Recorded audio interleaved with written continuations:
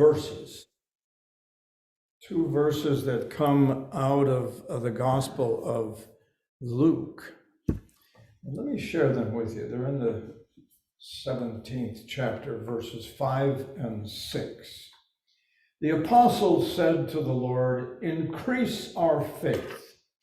The Lord replied, "If you had faith the size of a mustard seed, you could say to this mulberry tree, 'Be uprooted and planted in the sea,' and it would obey you."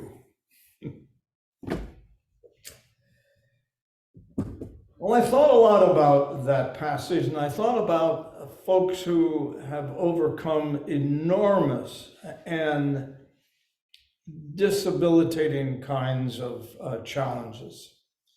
And immediately came to my mind Stephen Hawking. Stephen was a young man who obviously was exceptionally bright. He was so bright that in high school he was third lowest in his class. And in college, he had little or no interest in studying, and yet he was able to finish university at the age of 17, graduating from Oxford. He became one of the world's noteworthy astrologists as well as physicists. At the age of 20, after experiencing several illnesses, he was diagnosed with ALS, which is the Lou Gehrig's disease. And from that point on, it was expected that he might live at the most maybe 5, 7, 10 years. He lived an additional 50 years beyond his 21st birthday. I'm thinking also of Wilma Rudolph, who was born prematurely, a very small child at birth. In 1940, she became quite ill, suffered from severe pneumonia where they thought she would die. She then had scarlet fever, which was for her an exceptionally devastating illness. And then of all things, she contracted polio. Now, you would think that would be it. That would be the end of Wilma Rudolph's life and productivity. But in 1960, in the Rome, Italy Summer Olympics, she won 3 gold medals. 3 gold medals. And the one that was most remarkable was the gold medal she won in the 100-meter dash, which requires enormous speed, enormous power to get off of those blocks. She won 3 gold medals. I think again also of Louis Zamperini. Those of you who are Italian, I probably pronounced it wrong. He was a World War II bombardier in a B-24 Labrador bomber, which was out in the South Pacific looking for a plane that had crash landed in the ocean. His plane malfunctioned. He ended up in the water with 2 other survivors. They got into a boat, into a life raft. All they had available to them was very poor supplies, and they were gone in no time. And they were able to survive 47 days without any shelter. Their bodies deteriorated significantly. He was rescued by the Japanese, who then threw him into a prison camp. There, one guard took particular joy in beating him. When he finally was rescued by the Allied soldiers, he was a mess. Came home, was in the hospital for a lengthy time, and then suffered from PTSD, post-traumatic stress disorder. One would imagine that he would have that stress disorder because of the trauma and the pain that he had suffered during that time of trying to survive. I think of these three people and I think of to myself, these are folks who obviously had something at the very core of their being, which inspired them to keep living, keep pursuing, keep engaging, keep hoping, keep having faith that indeed, which was unreasonable to think of, which was unbelievable to embrace, and just made no logic whatsoever, but they believed that they would survive and that they would at some point in life make a contribution. I think now of Jesus, whose disciples come to him and say, give us more faith. Give us more faith. It's as if it was a commodity that Jesus could just like, oh yeah, here's some faith, eat it and you got it. Or drink this and you got it. No. Jesus said to them, you know, if you had the faith as small as a mustard seed, you could say to that mulberry tree, come out of the ground and go into the sea, and it would do it. Now, quite obviously, in my mind, Jesus is not suggesting that that's the kind of faith that you could actually do that, but the kind of faith that would allow you to overcome what seems to be the impossible, the impractical, the unbelievable, the unreasonable.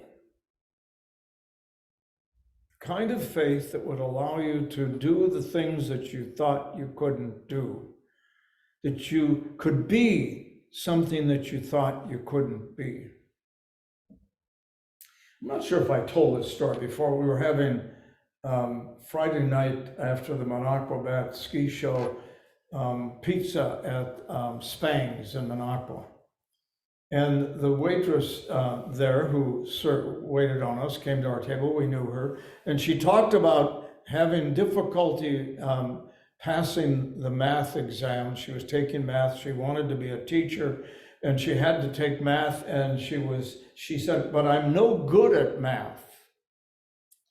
And I said, who told you that?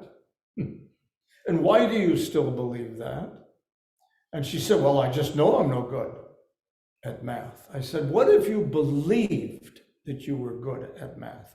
What if you imagined that the next exam you would do well? And if you kept telling yourself, I will do well, and if you study well, you will do well. Well, I thought, okay, this is in between services, so I'm filling in these little empty spots in my pep talk. So she goes off to Ashland where she's in school, and she comes back the next week and she said, I got an A. I said, yes, you did. You got the A because you believed in yourself, because you found in yourself that you were capable of doing it, and she was so delighted. I one time talked with Ted Voigt, who was the coach at the basketball coach at the high school in Minocqua. He had played for the University of Wisconsin. Ted Voigt was, I think, 6'3", 6'4", had played against Lou Alcindor when Lou Alcindor played basketball at, I believe, UCLA. I said to him, what's the hardest thing that you have as a coach to do with your players? He said, get them to believe in themselves. Get them to believe that they are capable of being good players. Not great, perhaps, but good players. That they can actually do well if they believe in themselves. So he said what happens oftentimes is their spirit begins to drop. And then there's this sudden swing of 10, 12 points against them. And they're wondering what happened. And I keep telling them, stop and think about you're not believing in yourself. That little kernel of belief makes a huge difference. I want to give the last words to Mr. Zapparini. What happened to him when he went home, as he was in the hospital for an extremely long period of time? When he got back home, he was overwhelmed by dreams, by horrible thoughts, by the sounds of anger and hostility, his body being beaten, bones being broken. He couldn't stop thinking about it. It was absolutely captivating his life. He spent most of his time after he got out of the hospital in bed and unable, literally paralyzed emotionally and physically. His wife said to him, let me get this name of the fellow. I'm losing it here. Yes, he went to hear, gotta find it in my notes. Billy Graham, thank you. I was going to say Oral Roberts, but he went to see attended a Billy Graham rally. And he went with some resistance and a great deal of doubt. His wife urged him to go, and he went. He came home and went to bed that night, and the dreams were gone. The tremors were gone. The sounds that were devastating and painful to him were gone. And he began to come out of his bedroom and live life again. And he managed to overcome then with some good quality mental health therapy to move past his painful experience. There are three things he said happened to him. Number one, he got faith. And he said, it wasn't a lot of faith because I was a doubter. I wasn't sure about what Billy Graham had said, but somehow it was comforting. It led me to believe that there was somebody on my side that indeed would be there to support me and nurture me, in addition to my wife, in addition to all the folks who were caring for me in a loving way. He said, so I got faith. Suddenly I believed that there was someone who actually cared about me, and his name was Jesus. So we got faith. Not a lot, perhaps no more than a mustard seed worth, but it was enough to overwhelm and overcome the pain that he was experiencing. The second thing that he said he experienced was he gave up. Oh, he didn't quit living. He didn't decide to end his life. He didn't decide to stay stuck in this terrible, painful life he was living. He gave up his pain. He gave up his fear. He gave up his anger. He gave up his resistance to the presence of God in his life.